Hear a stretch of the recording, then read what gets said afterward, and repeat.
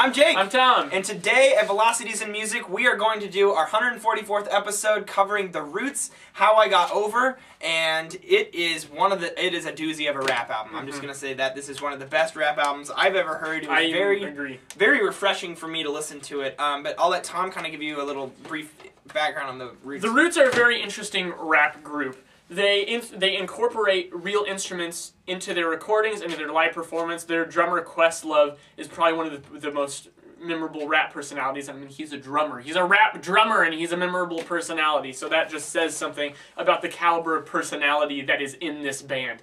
My brother Pat actually got to see them at 8035 a couple years ago and said they were great. They had a sousaphone player jumping around on stage with a sousaphone, and that's what they get a lot of their beats from.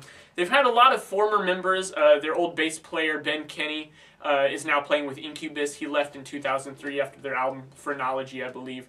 But they're just a solid band. They've been around since the early 90s, just consistently putting out good music. They come out with an album every 2 years or so. I mean, this is their 9th studio album, 11th album if you include a couple live records that they've released. And I mean, that's since like 92 or 93 in just, 17 or 18 years. So just their output and quality of output is very impressive.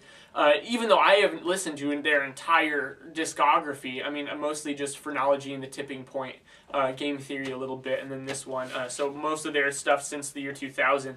But wow, this was a good album. The instrumentality, like I mentioned, you noticed from the get-go. The drums are great. The production is great. It has a very R&B kind of feel. There's lots of singing and kind of crooning and choruses, which, let me just say, these are some of the most catchy rap hooks in choruses that I've ever heard. They're so refreshing to listen to. When you get to them, you just groove to them, and then the rapping and the verses is just perfect also. So very cohesive. One of the coolest things I thought about the choruses is that they don't change. Indie music does this a lot, which is kind of my specialty, is indie music.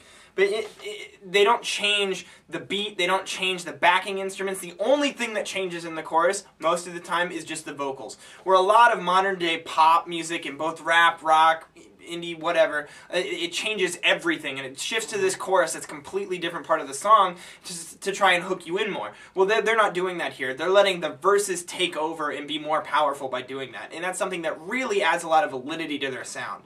On top of that, Tom was mentioning that they actually have a rap drummer, and that's the focus of their sound. Everything about their sound is built around that rap drum beat, and it's awesome. They have little synths and little electronic elements and different instruments and strings and sousaphone that they use or whatnot, and they bring that in to supplement the beat and the rap, and that's what it's all about. It's very, very down to earth.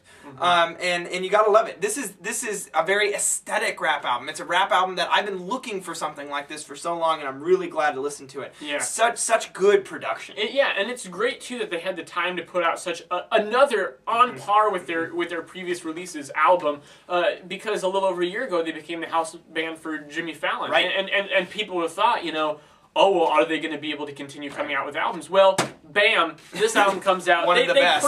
They proved that they could. Right. And they did. So. Yeah, and to make it such a good album, they did a lot of really cool albumization, letting songs kind of connect into each other, and just the songs just flow so well together. It's just an incredibly fluid, fun listen.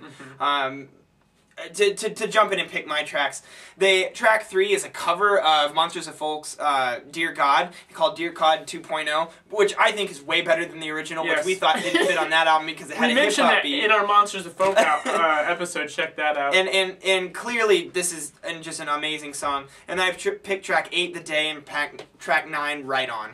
I'm going to go track 2, Walk Alone.